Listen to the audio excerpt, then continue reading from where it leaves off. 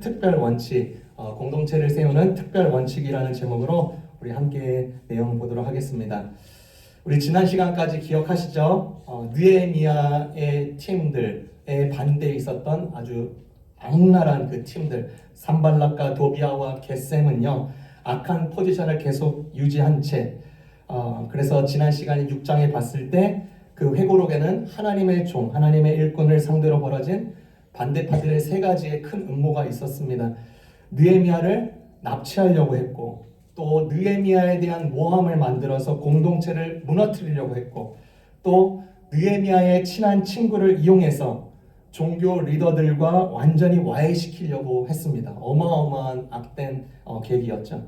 즉 악한 세력들은요, 이제 공동체 자체 무리보다는 개혁가, 이 헌신된 한 사람, 이 리더 한 사람을 지독하게 무너뜨리려고 하고자 했습니다. 왜냐하면 이들은 단순히 지금 성벽 재건이 그것이 전부가 아님을 알았기 때문인 것입니다. 이스라엘의 공동체, 신실한 공동체로 자리매김하는 자체가 너무나도 두려웠던 것입니다. 드디어 느헤미야 팀들은 52일 만에 이제 7주, 8주가 되는 그 무렵에 이제 그 성벽이 완전히 완성이 됐습니다. 이제 느헤미야 역시 이 성벽 재건이 모든 임무의 끝이라고 생각하지 않았습니다. 외벽을 지음과 동시에 이제 이스라엘의 민족을 위한 신실한 공동체를 어떻게 셋업해 갈 것인가 고민을 한 것이에요. 이제 7장부터는 그의 고민의 흔적이 열악하게 보입니다. 아주 중요한 원리가 있는데 그것의 중요한 원리를 토대로 이스라엘 공동체를 세워나가는 것입니다. 그 네 가지를 우리 함께 살펴보고자 합니다. 첫 번째는요, 느헤미야는 영적인 우선순위를 명확히 세웠습니다. 우리에게도 도전하는 것입니다. 영적인 우선순위를 명확히 세워라. 느헤미야 7장 1절입니다. 성벽이 건축되되 문짝을 달고 문지기와 노래하는 자들과 레위 사람들을 세운 후에, 성벽이 완성되고요, 이제 성문을 달아서 이제 완전히 공사가 끝났습니다. 그리고 느헤미야는 어떤 사람들을 임명을 해요. 성문 지기들과 노래하는 자들과 레위 사람들을 세우고 이제 구체적인 책임을 맡기기 시작합니다. 왜 그랬을까? 여러분, 예전에 성벽 재건을 시작했을 때 한번 떠올려 보세요. 어떻게 시작했는지 기억하십니까? 느헤미야 3장을 보면요, 북쪽에 있는 그 양의 문, 양문이라는 그것에부터 성벽 재건을 시작했습니다. 왜인고 봤더니 그 양문과 바로 이어지는 곳이 성전이었습니다. 하나님께 예배드리는 장소였어요. 즉 영적인 원리를 최우선시했던 것입니다. 마찬가지로 물리적인 성벽이 재건된 이후에 그 성에서 공동체를 이루기 위한 선 작업으로서 사람을 임명하는 거예요. 특별히 임명된 성문 지기들과 노래하는 자들과 레위 사람들을 예배를 위해서 세워진 자들로 세웠습니다. 왜 문지기들을 세웠을까? 느헤미야는요, 상대방의 그 악랄함을 다 경험했던 사람입니다. 그 집요함을 누구나도 잘 알고 있었습니다. 그래서 언제 어디든지 또 어떻게 공격하고 모함을 저질지 모르는 자들로 알고 있었기 때문에 도시의 주요 성문들 입구를 정기적으로 감독하게 했습니다. 특히 이때 당시에는 약탈을 일삼는 도적과 그 일행들이 많았습니다. 그렇기 때문에 이 도시의 사람들을 보호하려고 반드시 필요한 사람들이 성문지기였더라. 여러분 잘 아시죠? 이렇게 건축이 다 끝난 곳에 도둑도 많습니다. 예, 그렇죠. 한국도 그런지, 한국도 그러면 한국만 그런 줄 알았는데 미국도 그래요. 예. 어느 상가나 빌딩이 건축이 끝나면요, 그날 전후로 아니면 그날 당일이나 그 다음날 굉장히 조심해야 됩니다. 도둑은요, 정말 귀신같이 냄새를 잘 맡습니다.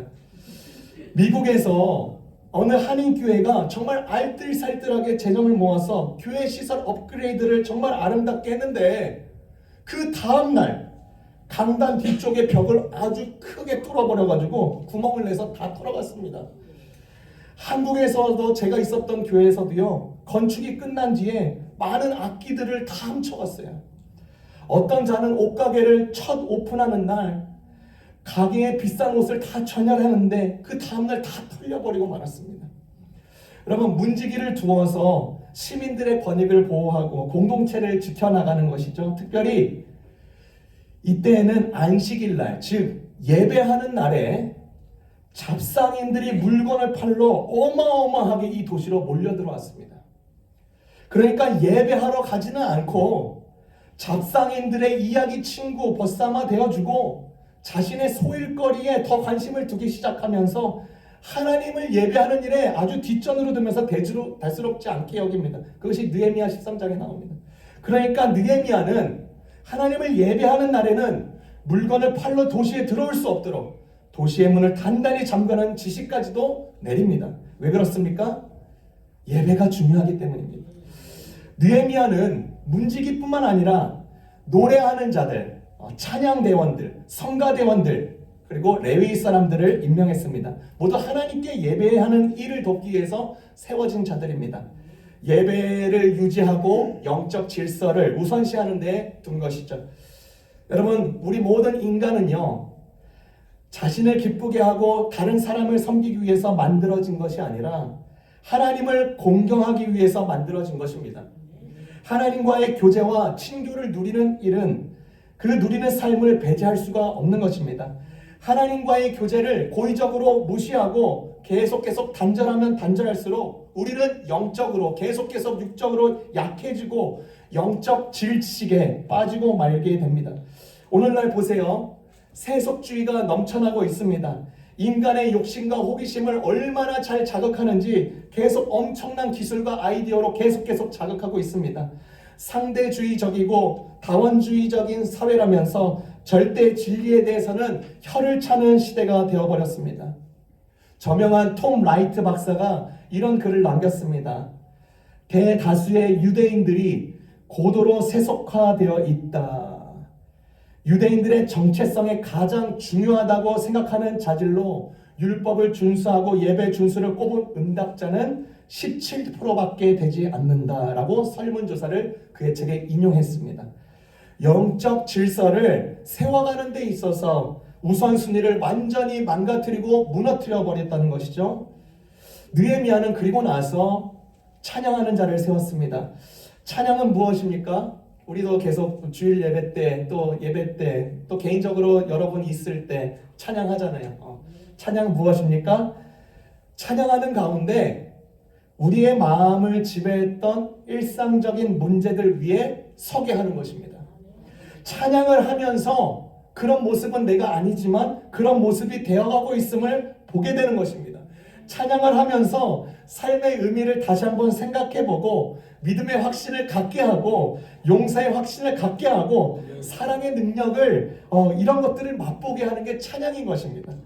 절대로요, 예루살렘 잡상인들이 시장에 와가지고 팔 수 없는 보물, 살 수 없는 보물을 예배하며 찬양하는 가운데 얻게 되는 것입니다. 그뿐 아니에요. 느헤미야는 레위 사람을 세웠습니다. 레위 사람, 이스라엘의 목회자 혹은 교사로서 성경의 통역과 해설자 역할을 했던 사람들입니다. 하나님의 말씀의 진리를 공유하고 현대 사회의 문제와 연관시켜서 설명을 해줄 수 있는 자들을 세운 것이죠. 2025년 저희가 내년도 계획 중에 공동체 성경 읽기라는 것이 있습니다. 우리가 도서관에서도 만나고 온라인에서도 만나고 또 교회에서도 만나고 카페에 만나면서 무엇하는가? 같이 성경 읽는 것입니다. 그래서 오늘 새 번역 성경을 여러분 모두에게 드립니다. 왜 박수 안 치세요? 좋은 것 같은데 부담스럽고 그러네요.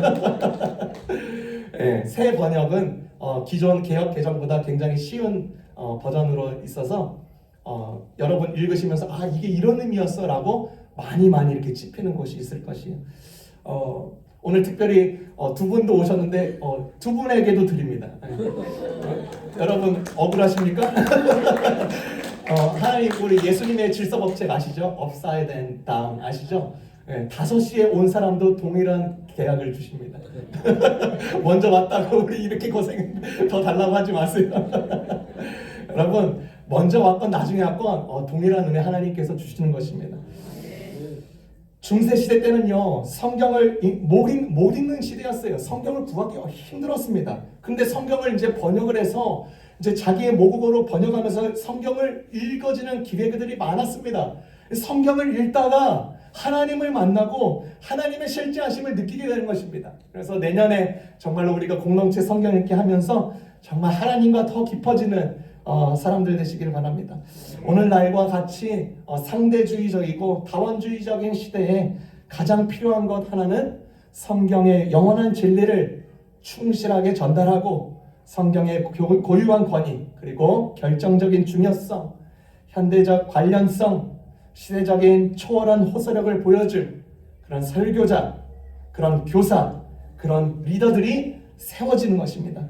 이곳에도 여러분의 가정 가운데서도 계속 세워지기를 주님의 이름으로 축원합니다.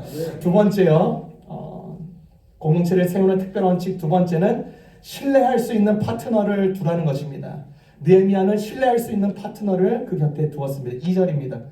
내 아우 하나니와 영문에 관한 하나냐가 함께 예루살렘을 다스리게 하였는데 하나냐는 충성스러운 사람이요 하나님을 경외하는 무리들 중에 뛰어난 자라. 느헤미야는 신뢰할 수 있는 동료의 필요성을 너무나도 크게 느꼈습니다. 그래서 두 사람을 추가로 임명하는데 하나는 자신의 동생 하나니를 예루살렘 책임자로 두었고 그 다음에 다른 한 명은 성곽 그 지휘관, 군사훈련관 하나냐를 임명했습니다. 이들은 청렴한 사람이었고 다른 사람들보다 하나님을 더 깊이 경외했던 사람이라고 성경은 소개하고 있습니다. 여러분, 공동 지도자의 필수 요건은, 필수 자질은 신뢰와 경외심입니다. 신뢰와 경외심.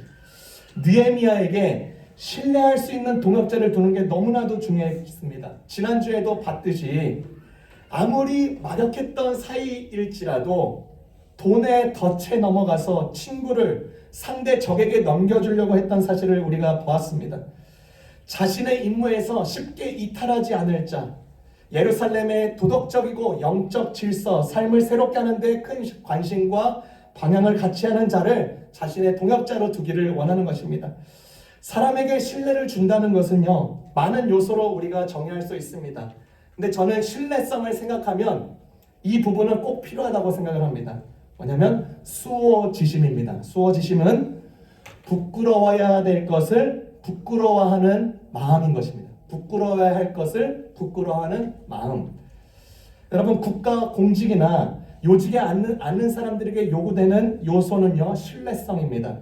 그들이 부끄러워야 될 것을 그대로 부끄러워한다면 나라는 정말 강하게 설 것입니다. 국가 기관, 교회 공동체, 가정, 학교 모든 기관에 포함되는 요소인 것입니다. 부끄러워야 할 것을 눈 딱 한 번 감고 뻔뻔하게 태도를 취하기 시작하면요, 그때부터 자신으로부터 흘러나오는 더러운 물이 계속해서 흘러나오고 있음을 보게 되는 것입니다. 느헤미야 친구가 그랬죠. 6장에 느헤미야는 자신의 친구기 때문에 친구 방문하면서 자신의 고충도 털어놓을 것이고 자신의 그 이야기도 하기 원했지만 그 친구는요, 우정을 뇌물로 훼손시켜 버렸습니다. 부끄러워하지 않는 순간부터 금이 생기기 시작하는 것이에요. 어느 날 예전에 현인이었죠. 공자와 그 학생들이 산책을 하던 중에 길 옆에서 똥을 누르는 사람을 봤습니다. 공자는 이를 보고 매섭게 꾸짖었습니다. 참으로 망측한 일이다. 그대는 사람의 탈을 쓰고 어찌 그런 파렴치한 짓을 하느냐. 당장 옷을 추려주고 빨리 물러가. 이렇게 말을 했습니다. 그리고 나서 그 공자와 그의 학생들 무리들이 한참 또 길을 걷는데 공자 일행은 길 한복판에서 똥을 누는 사람을 봤습니다. 하지만 공자 학생들이 예상과는 달리 공자는 이번에도 어떠한 꾸중을 하지 않았습니다. 그래서 학생들이 묻는 거예요. 아니 선생님, 길 옆에서 똥을 누는 사람은 크게 꾸중을 하면서 어찌하여 길 한가운데서 똥을 누는 사람은 그냥 지나치시는 겁니까? 공자 선생님이 그렇게 말을 하는 거죠. 아까 길 옆에서 누는 사람은 최소한의 부끄러움과 양심이 있었기에 길 옆에서 똥을 누었지만 저 길 한복판에서 눕고 있는 처자는 그마저도 없기 때문에 저렇게 길 한복판에서 똥을 누는 것이다. 여러분, 부끄러움을 아는 것, 이 부끄러움을 아는 것에서부터 태도가 현저하게 달라지는 것입니다. 삶의 자세가 달라지는 것이에요. 그것이 서로 간의 신뢰를 쌓게 하는 것입니다. 또한 느헤미야는 파트너십으로서 신뢰성 못지않게 중요한 게 여긴 것이 무엇이냐? 하나님을 경외하는 것입니다. 신뢰성은요, 사람과의 관계에서 필요한 부분이라면 경외심은 하나님과의 관계에서 필요한 부분입니다. 우리 성도 여러분들은, 저를 포함해서 모든 사람들은요, 이 두 부분이 서로 보완적으로 반드시 필요한 것입니다. 하나님을 향한 경외심은 제법 뛰어난데 사람과의 신뢰성은 무너뜨리고 있다면 그가 하는 일은 사람들을 정죄하는 도구로 쓰일 수가 있게 되는 것입니다. 사람과의 신뢰성은 좋은데 하나님을 향한 경외심은 형편없다면 그가 하는 일은 하나님의 일이 아니라 자신의 일, 욕망적인 일로 끝나버릴 경우가 굉장히 많습니다. 느헤미야가 동역자로 하나니와 하나나를 신뢰성과 하나님을 공경하는 마음으로 잘 유지된 사람들을 택한 것이죠. 그런 것을 볼 때 느헤미야는 참으로 지혜로운 것입니다. 이런 신뢰성이 있고 하나님을 공경하는 사람들을 자신의 동역자로 쓰고 있다면 얼마나 든든하겠습니까? 심지어 자기가 혹 힘들거나 도움이 필요할 때나 지도자로서 애로사항을 계속 발현하고 있고 미흡한 모습을 보인다면 이 동역자들이 와서 자신을 바로잡을 수 있게 되는 것입니다. 어느 시인이 풍선이라는 내용에서 이렇게 글을 적었습니다. 풍선. 여러분 풍선 아시죠? 풍선, 불어야 커진다. 그러나 그만 멈출 때를 알아야 한다. 옆 사람보다 조금 더 키우려다가 아예 터져서 아무것도 없이 된 신세들을 보라.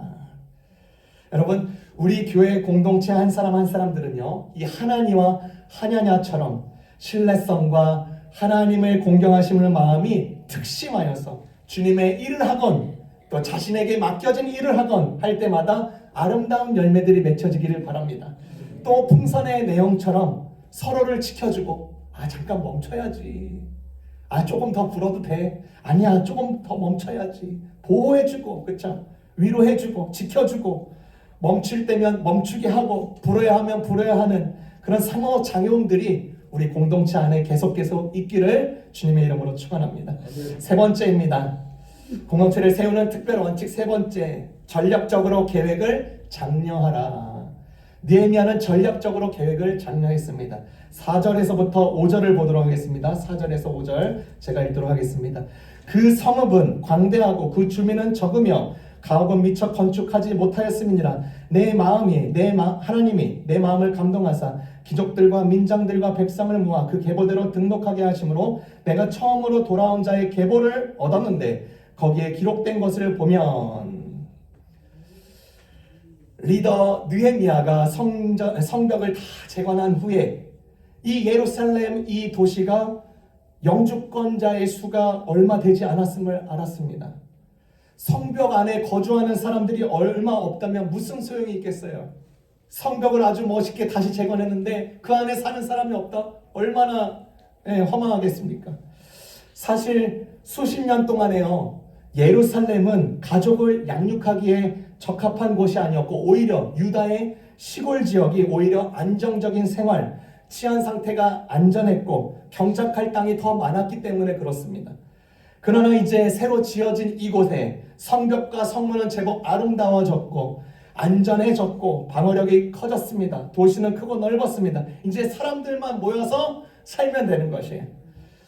여러분, 느헤미야는 도시의 이 인구를 채우기 위해서 고심하는 동안에 80년 전에 또 다른 리더 스룹바벨과 그의 동료들이 그 바벨론 포로에서 유다 땅으로 귀환한 사람들의 명단 기록을 입수할 수 있었습니다.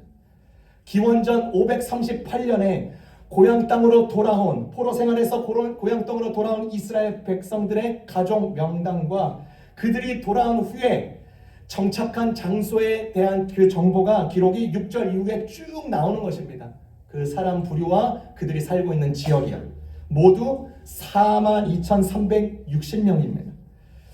느헤미야가 어떤 심정을 가졌을까? 이때 당시 성벽이 다 재건됐고, 그러나 이 시에는 사람은 없고, 예루살렘의 성벽을 재건했는데 예루살렘 도시에 사람들이 정착해서 살도록 운영하고 그렇게 세워가는 것은 여간 쉬운 게 아니었겠습니다.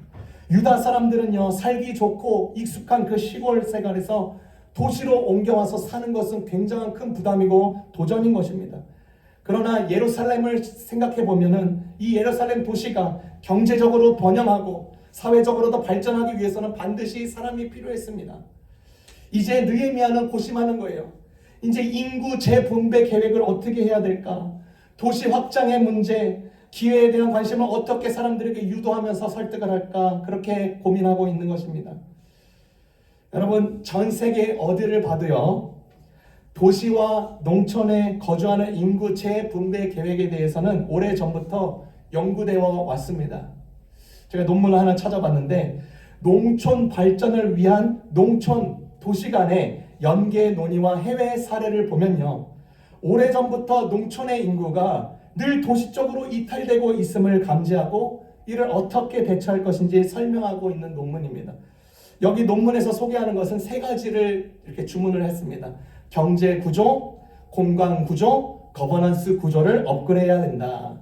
우리가 이미 다 알고 있는 내용인데 논문에 써 있는 것이죠. 다 알고 있는 내용입니다. 뭐냐면 도시와 농촌 사이의 통근거리를 줄이기 위해서 교통망을 확충하고 늘리면, 그것을 줄이면, 교통거리를 줄이면 줄일수록 도시에 있던 사람들이 농촌으로 살게 되고 농촌에 있던 사람들이 도시에 살 수 있는 것입니다. 또 경제 구조를 위해서 농촌에 공공 서비스를 개선하고 편의 서비스를 확충하고 노동시장을 발전시키고 관광시설을 개발하면 균등하게 성장할 수 있다고 지적을 했습니다. 여러분, 우리나라 한국을 보면요, 많은 시골에서 대도시, 중소도시로 빠져나가는 사례가 급해지자 시골의 인프라를 업그레이드하거나 또 교통망을 굉장히 많이 세웠습니다. 길도 많이 세웠고, 그 다음에 기차도 굉장히 잘 될 수 있도록 확대했고, 또 근교 시골 지역에 많이 살 수 있도록 관광시설도 많이 만들어놨습니다. 그래서 제주도에 가서 사는 것도 한때 계속 붐이었죠. 강원도도 가서 살고 많이 그러는 것입니다. 저도요, 여기 이사 오기 2년 전만 해도요, 나무가 더 많았지 아파트촌은 그냥 띄엄띄엄 있을 정도였습니다. 그런데 어느 순간부터 공간 구조와 경제 구조가 이쪽 지역에 굉장히 엄청나게 활발히 전개되는 것을 봤습니다. 대도시에서 근교도시로 타주에서 이곳에 올 수 있도록 그렇게 개발을 하는 것입니다. 차이를 없애는 것입니다. 느헤미야가 42,360명의 명단을 들고 있어요. 어떻게 근교지방 시골에 있는 사람들을 설득해서 도시에서 살 수 있도록 했을까? 성경에는 이 자세한 방법이 나오지 않지만 저는 이 명단을 전략적으로 썼을 것이라고 생각이 됩니다. 이 기록물을요, 유다의 시골에 살던 사람들에게 보여주면서 그들의 가족 내력을 언급했을 것입니다. 그 기록물에 기록된 사람들의 인물을 보면 자손된 그들의 자신의 아버지 세대, 또 할아버지의 이름이 거기에 써 있는 것입니다. 그 기억을 떠올릴 것이에요. 그들의 조부와 부모 세대들은 포로 시절에 살았던 그 휘황찬란하고 이스라엘과 비교할 수 없을 정도로 선진국이었던 그 페르시아에서 너무나도 만족하면서 살고 있었습니다. 그곳에서 수십 년간 거기서 살고 있게 되니까 그곳에서 사는 것이 더 편한 거예요. 자기의 고향 생각이 안 나는 것입니다. 페르시안 드림을 맛보고 사니까 정말 많은 사람들이 고향 땅으로 돌아오지 않았습니다. 그것이 기록에 있습니다. 그럼에도 불구하고 편안한 삶을 뒤로하고 고향 땅을 한 번도 본 적 없는 이 교포 유대인들이 자신의 부모님 세대, 자신의 할아버지 세대의 땅으로 돌아갑니다.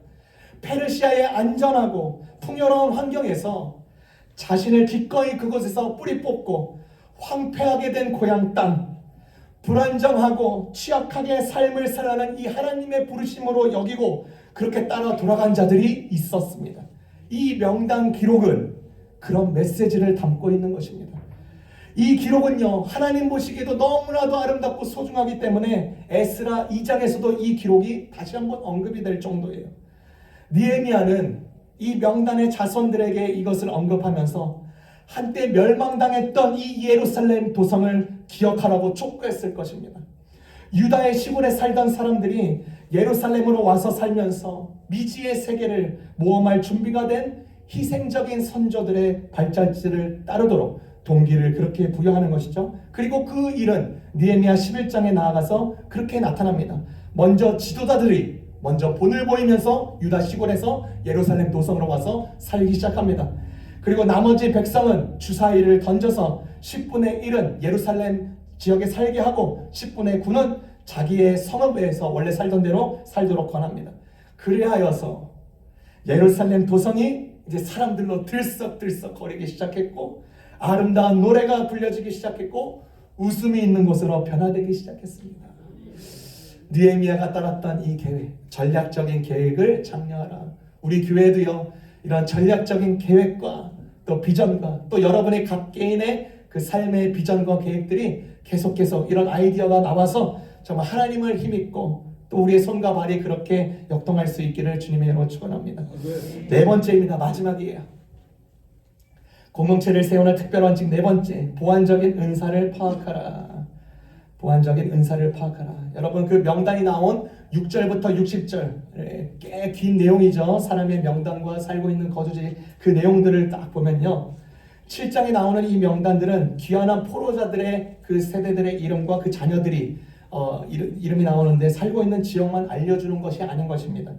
제사장과 레위인과 노래하는 자와 문지기와 성문에서 거두는 일을 스텝하는 사람들, 솔로몬 종들의 후손들 등등 성전에서 혹은 도시에서 다양한 일을 가진 다양한 형태의 봉사를 묘사하고 있는 것입니다. 그 가운데는 일꾼도 있고 건축자도 있고 문지기도 있고 군인도 있고 요리사도 있고 교사도 있고 행정가도 있고 가정부도 있고 경비도 있고 노동자들이 있음을, 그리고 그렇게 여러 사람들이 기회가 있음을 보게 되는 것입니다. 여러분, 하나님은요, 모든 사람들에게 개별적으로 어떤 식으로든 은사를 주셨습니다. 갖추게 하셨습니다. 은사를 가진 우리의 책임은요, 그 은사를 사용해서 다른 사람들을 유익하게 하고 오직 하나님의 영광을 위해서 우리의 은사를 분별하고 개발하고 사용하는 것입니다. 여러분, 이 말 딱 맞습니다. 여러분 잘 아시는 말입니다. 아끼면 똥이 된다. 네. 오늘 똥 얘기를 자주 해서 죄송합니다.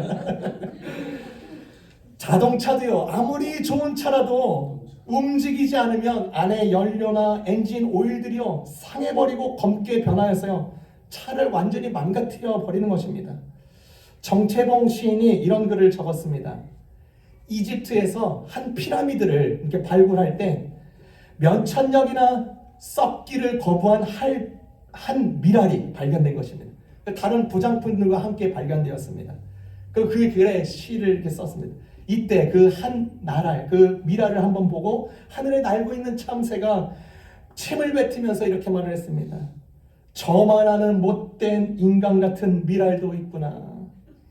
밭에 묻혀서 썩혔더라면 그 동안에 몇천 가마 미랄의 조상이 되었을 텐데 이제 한 몸으로 저렇게 달랑 나타나다니. 내가 가진 은사, 시간, 재능, 에너지가 사용되지 않으면 하나만 남는 거예요. 그러나 그것이 사용되면 사용되는 순간에 역설적이게도 많은 것을 남깁니다. 예수님이 말씀하신 게 정확한 것이. 또 우리는요, 자신의 가진 은사를 정말 잘 분별해야 됩니다. 옛날에, 아주 옛날입니다, 어느 글에 나왔어요. 서울 구경을 왔던 시골 사람이 처음 가는 거예요. 서울 구경을 처음 가는데 불이 켜지는 그 양초를 보는 거예요. 처음 보는 거예요. 너무나도 신기해서 이 초를 구해다가 시골 자기 동네에 갖다가 주었습니다. 많은 사람들은 이 초를 처음 보는 겁니다. 그러니까 뭐가 뭔지 몰라요.